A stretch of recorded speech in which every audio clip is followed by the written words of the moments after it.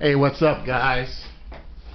Hope you enjoy that little short video I made out at the airfield. I'm sorry it was so long, or sorry it was so short. Things just weren't working right. First time back at the airfield in too long a time, and I just tried my best to take my time, because in case you didn't know it, I've told you before that in April I had to deal with blood clots in the lungs again. Well, while I was home recovering, they reoccurred. So in May, I ended up going back to the hospital and spending 9 days in. And I got out 2 weeks ago. So I'm recovering again. But I got to get it in my head that I'm recovering and I need to slow down. So, but I had to get out to the airfield to get a little flying in. And I did. The first flight, I tried that. I don't know what happened. This brand new Admiral battery of mine, for some reason, it just lost power. So I got smart for once. Brought the thing back in. I landed with the wind, but it was one of the best emergency landings I ever did. And I haven't been in back in the airfield in years. But it worked great. Now I tried a second I had another battery, my old battery here, which I think is puffed up and now it's got some dinks in it, so I won't be using it anymore. And with the second battery, I had power, so the problem had to be with this. I got to figure out what's wrong with this battery. So powered up, got it in the air, got it trimmed. She was moving fast, so I ended up having to slow down. The whole time I was at half throttle and the thing was flying great. Very little trim. I had to give it a little down trim because she wanted to climb. And the whole time she was great. Great flying plane.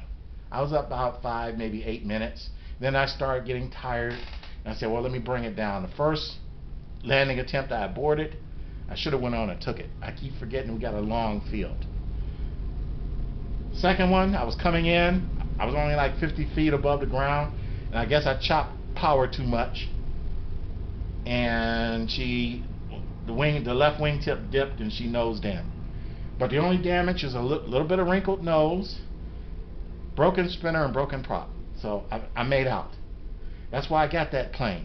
I spent less than $100 for it, or less than $200, and it's a trainer to get me back in shape so I don't have to wreck my good planes while I'm trying to get out.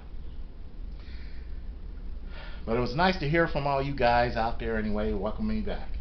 Anyway, in the meantime, I was working on that BAE Hawk, and one of the things I wanted to do was to put a protective coating on it and get that thing shiny.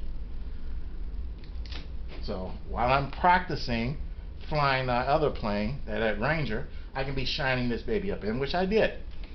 Sunday night, I spent a couple hours waxing her up with this polyacrylic, water-based polyacrylic finish. And when it dries in a clear gloss.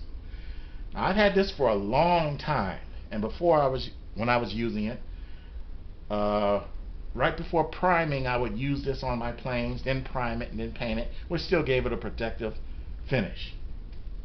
Now this is great because what you do, you can use a rubber sponge as an applicator for it. Now I had this for many years, and it's kind of milky. So what you do, it's kind of milky, but if it gets thick, just take a spoon or a stir stick, stir it up real good. Never shake it, because then it puts air bubbles in there, and you don't want air bubbles. But stir it up real good till it gets loose. Then you take your brush and you apply it. It came out white when I applied it. But it came on white, pretty thick. I just kept rubbing it until I saw some red through, and I spread everything around.